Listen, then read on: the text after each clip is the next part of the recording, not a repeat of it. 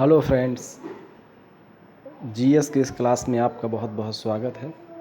और आप देख रहे हैं YouTube channel IAS PCS SSC classes. तो देखिए, जीएस के बहुत महत्वपूर्ण प्रश्नों के साथ पहला प्रश्न है कि शून्यकाल। क्वेश्चन बनता है कि शून्यकाल किस देश की देन है, यानी शून्यकाल की जो व्यवस्था है संविधान में वो किस देश के संविधान में वर्णित है। तो इसका सही आंसर है इंडिया। इसका सही आंसर क्या है? शून्यकाल की जो बात है ये भारत में अपनाई गई है और ये संसद में ये परंपरा होती है शून्यकाल की, और ये 1 घंटे का इसका अधिकतम समय होता है। ठीक है।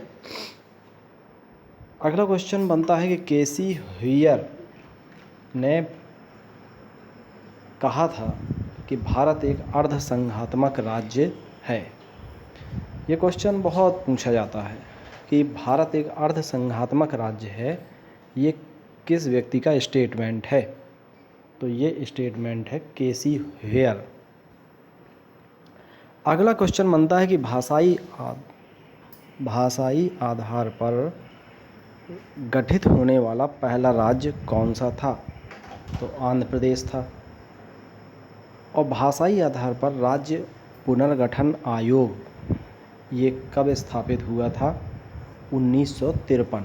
Very important question. ठीक है। 1953 में राज्य पुनर्गठन आयोग बना था। भारतीय संविधान में एकल नागरिकता का प्रावधान है। क्वेश्चन बनता है कि एकल नागरिकता का प्रावधान किस देश के संविधान में है? तो भारत के। किस देश से ये प्रथा ली गई है एकल नागरिकता की प्रथा किस देश के संविधान से ली गई है? तो ये ली गई है ब्रिटेन से।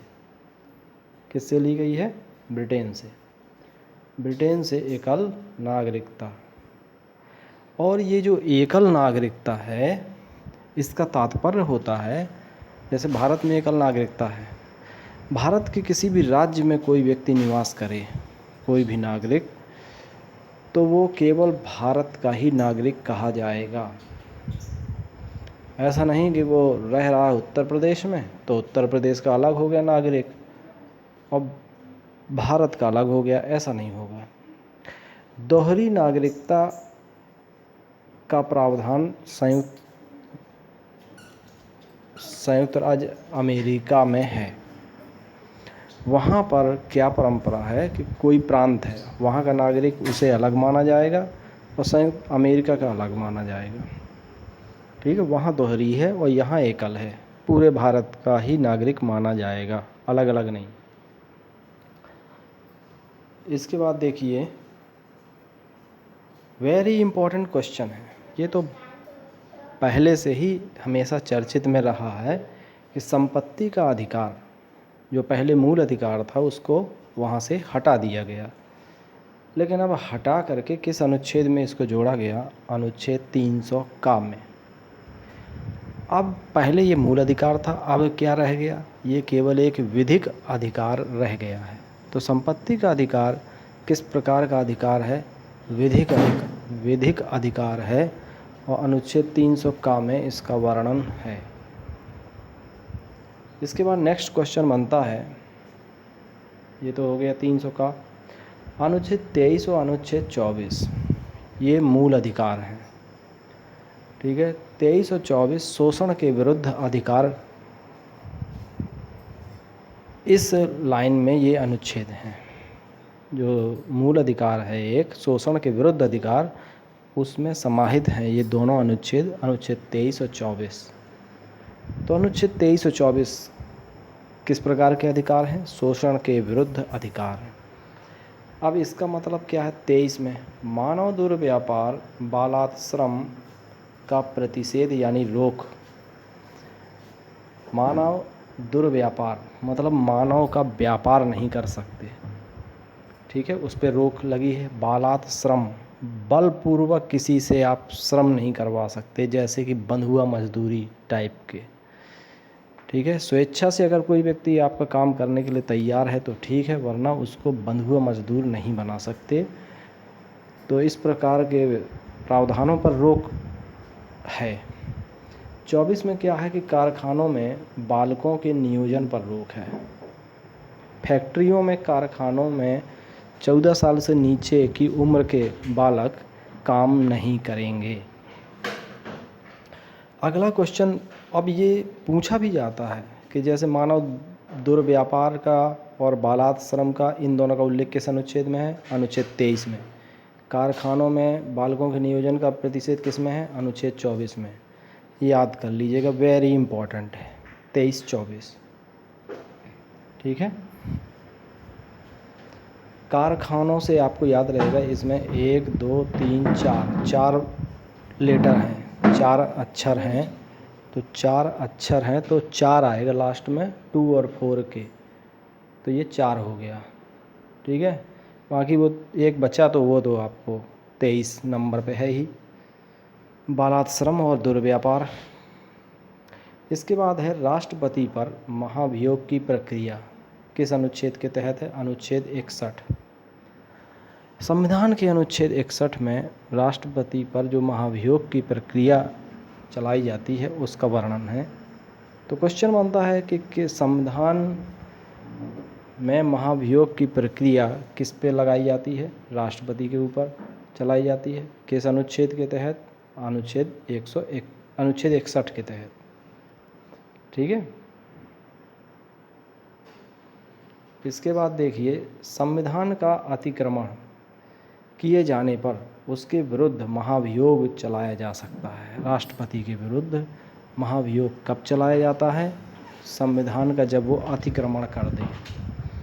यह संसद द्वारा चलाई जाने वाली अर्ध न्यायिक प्रक्रिया है। इसको कौन चलाता है? संसद। संसद के किसी भी सदन में महाभियोग का प्रस्ताव लाया जा सकता है, ठीक है।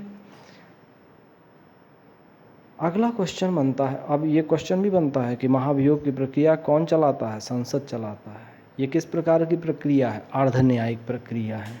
न्यायालय तो चला नहीं रहा, तो संसद उसका काम कर रहा है उस रूप में न्यायिक प्रक्रिया, तो उसको अर्ध न्यायिक प्रक्रिया कहा गया। राष्ट्रपति की शपथ और उपराष्ट्रपति की शपथ का उल्लेख जान लीजिए। राष्ट्रपति किस चीज़ की शपथ लेता है?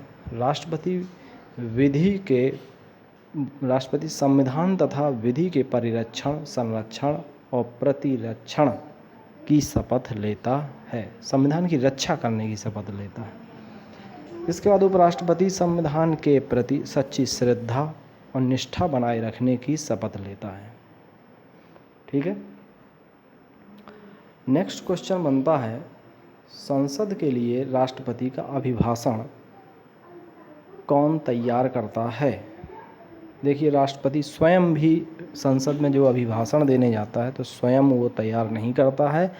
ये भाषण तैयार करता है केंद्रीय मंत्रिमंडल, और अभिभाषण करता कौन है? वो राष्ट्रपति करता है।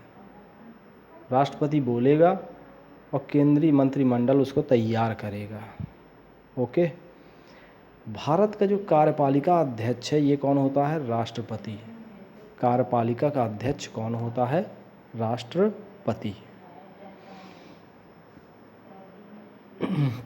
यानी क्वेश्चन ये भी बनता है, कार्यपालिका का प्रधान कौन होता है? वो होता है राष्ट्रपति। इसके बाद संचित निधि से धन जो निकालने की परंपरा है वो किस विधेयक के द्वारा निकाला जाता है? तो विनियोग विधेयक के द्वारा। संचित निधि से अगर धन निकालना है तो विनियोग विधेयक के तहत ही निकाला जाता है। क्वेश्चन ये बनता है कि संचित निधि से धन किस विधेयक के तहत निकाला जाता है? तो विनियोग विधेयक। इसके बाद वार्षिक वित्तीय विवरण का मतलब है बजट। जैसे संविधान में बजट का तो उल्लेख है नहीं, बजट को ही नाम दिया गया है वार्षिक वित्तीय विवरण। क्या नाम दिया गया है? वार्षिक वित्तीय विवरण। तो अब इसका उल्लेख संविधान के अनुच्छेद 112 में है। वेरी इंपॉर्टेंट क्वेश्चन, वार्षिक वित्तीय विवरण का उल्लेख अनुच्छेद 112 इसके बाद बा से बजट और बा से 12 ऐसे याद कर लीजिए, ठीक है, कभी नहीं भूलेगा। बा से बजट और बा से 12। प्रवर समिति एक प्रकार की तदर्थ समिति का उदाहरण है। तदर्थ समिति कहते हैं अस्थायी समिति। प्रवर समिति तदर्थ समिति का ही एक रूप है। हम चर्चा करेंगे केवल प्रवर समिति के ऊपर। यह किसी विशेष विधेयक पर विचार करने के लिए इसका गठन होता है। जब इस कमेटी बनाई जाती है तो कोई बहुत महत्वपूर्ण बिल जो संसद में आता है उसके लिए प्रवर कमेटी का गठन किया जाता है। इसके बाद है राष्ट्रपति लोकसभा में 2 व्यक्ति मनोनीत करता है और राज्यसभा में 12 व्यक्ति मनोनीत करता है। क्वेश्चन ये बनता है कि लोकसभा में या राज्यसभा में एंग्लो इंडियन समुदाय के व्यक्तियों को कौन मनोनीत करता है, तो उसका नाम है राष्ट्रपति। लोकसभा में कितने एंग्लो इंडियन समुदाय के व्यक्ति होंगे? 2। राज्यसभा में कितने होंगे? 12। तो 2 और 12 एक जैसे ही है, 2 और 2 के आगे 1 लगा लीजिए तो 12 हो गए। लोकसभा में 2, राज्यसभा में 12 है, ठीक है। धन विधेयक की परिभाषा किस अनुच्छेद में है? तो धन विधेयक की परिभाषा है अनुच्छेद 110 में। किस में है? अनुच्छेद 110 में। धन का मतलब है 10 रुपीज़, तो 10 देखिए जिसमें लगा है वो वही आंसर हो गया 110। मैं आशा करता हूं दोस्तों आपको ये वीडियो निश्चित रूप से पसंद आया होगा।